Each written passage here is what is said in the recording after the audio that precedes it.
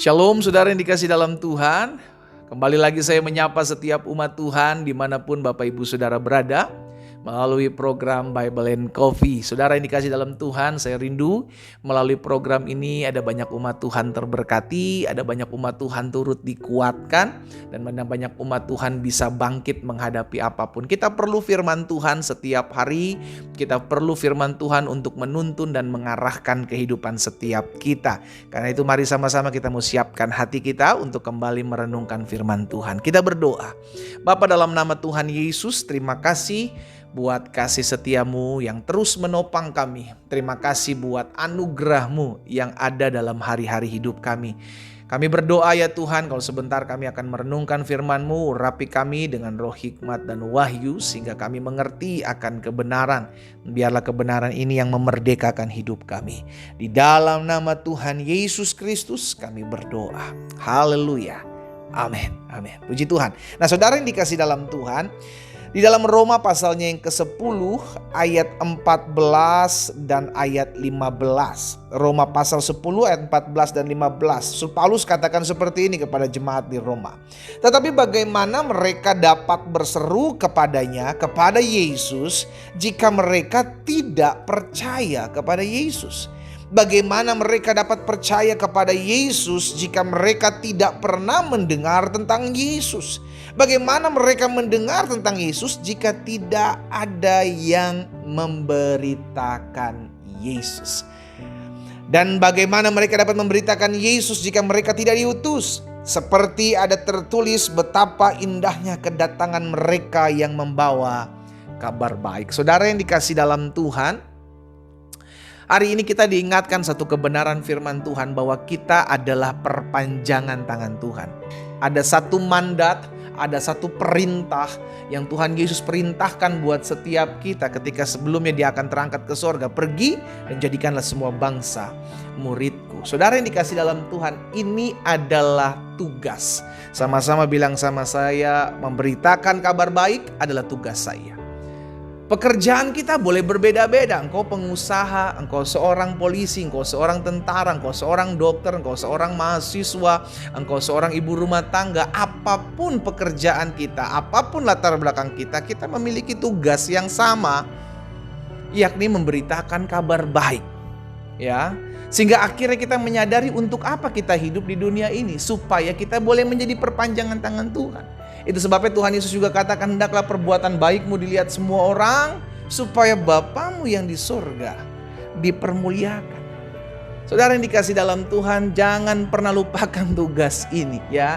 Dimanapun saudara ditempatkan Tuhan, ayo bersaksilah.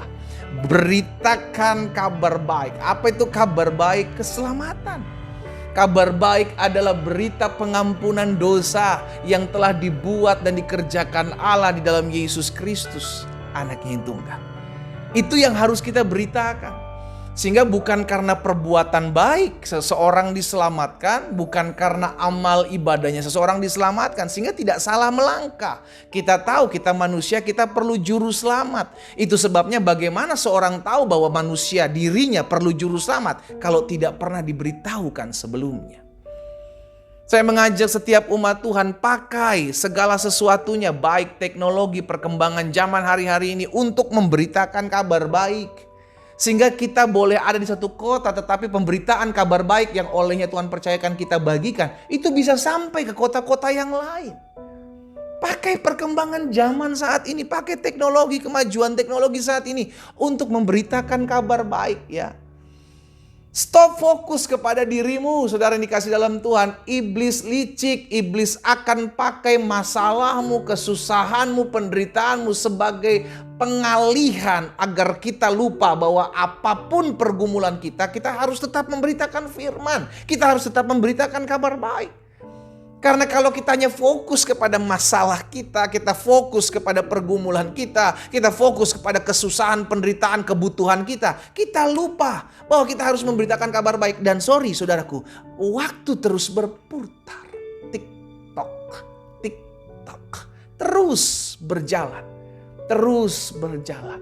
Selama ada kesempatan untuk memberitakan kabar baik, ayo beritakan. Karena firman Tuhan katakan, beritakanlah firman, siap sedialah, baik atau tidak baik waktunya. Beritakan firman.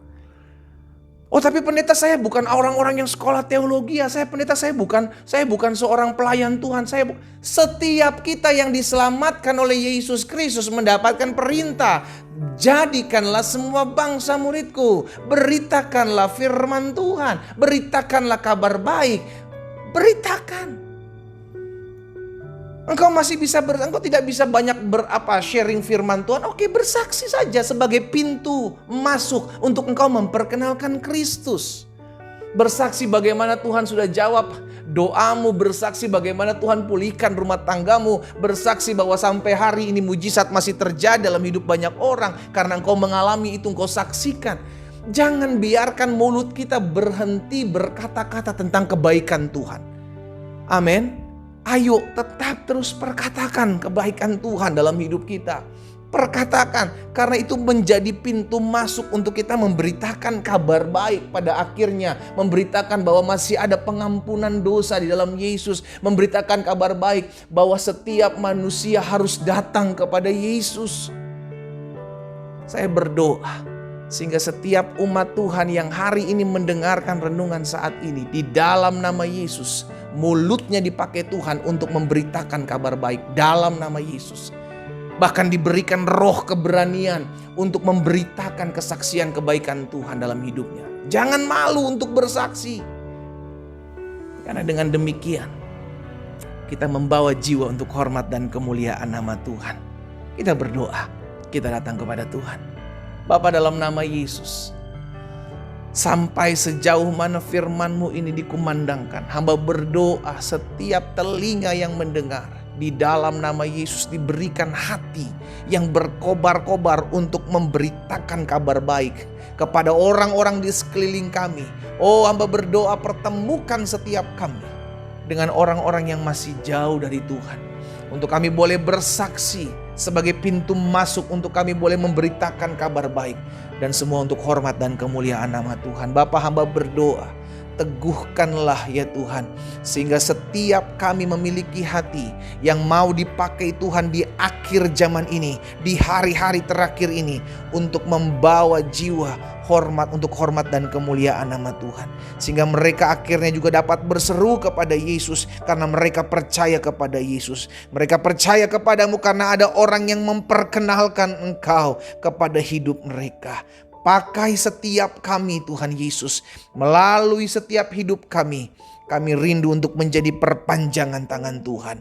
Di dalam nama Tuhan Yesus Kristus, hamba juga berdoa buat yang sakit. Di dalam nama Yesus, karena hamba percaya ada tertulis, disampaikan firman, disembuhkan mereka. Terjadi buat kami yang sakit, terjadi buat kami yang mengalami kelemahan tubuh. Di dalam nama Yesus Kristus Tuhan, kami terima kesembuhan, kami terima mujizat, sehingga ini menjadi kesaksian kami untuk orang-orang yang masih jauh dari-Mu ya Tuhan.